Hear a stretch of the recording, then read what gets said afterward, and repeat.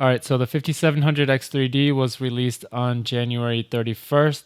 In my book, the 5800X3D held the pound for pound best bang for the buck gaming CPU title, and the 5600X3D kind of took away that title, but it wasn't widely available to everyone. Even in the US, it was only available through brick and mortar Micro Center stores.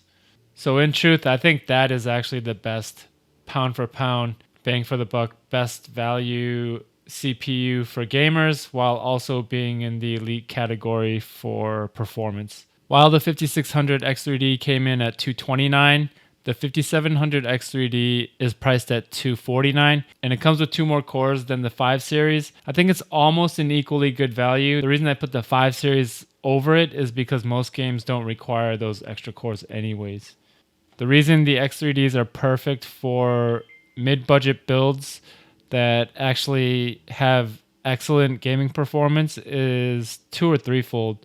First of all, as we've seen over the years, the extra L3 cache does huge wonders for gaming.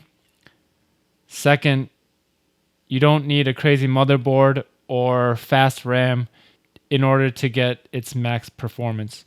So that means you can save on the motherboard, you can save on the RAM.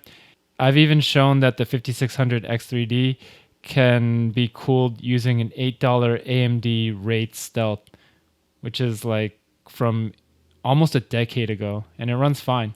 So not only are you saving on the chip, you're saving on the components. It doesn't draw a lot of power and it runs pretty cool. So here's my recommended mid-budget beast build for February 2024. For the motherboard, I'm running an MSI B550M Pro VDH.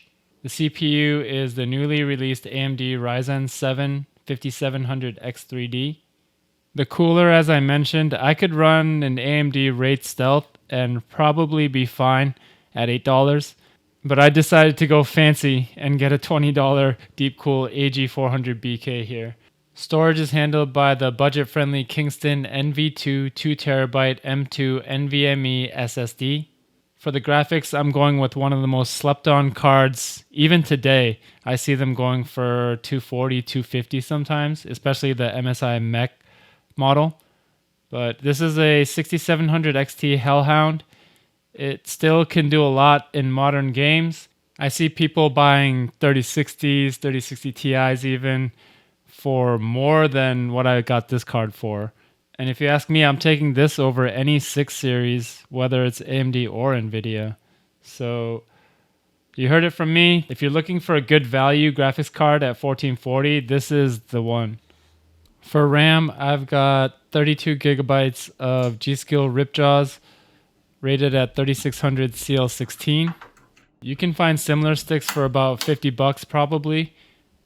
But as I've shown in my previous RAM testing videos, you can probably go as low as you want on the RAM and be fine in Tarkov.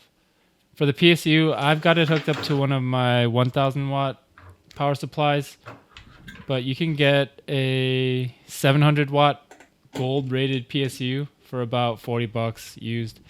So we're looking at about $820 for this config. All right, so let's power it up. Got my trusty power switch right here. And it's booting up. That's a good sign. We are in the BIOS now. This is an MSI motherboard, so that means I can enable Combo Strike, which is the same thing as running an all-core negative PBO undervolt. I will run Combo Strike 3, which means it's running at -30.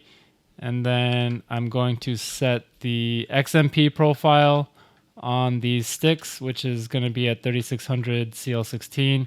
I'm going to set the F clock frequency to match the memory frequency, and then the U clock to also match the memory clock. And we're set to go. Let's see how it does.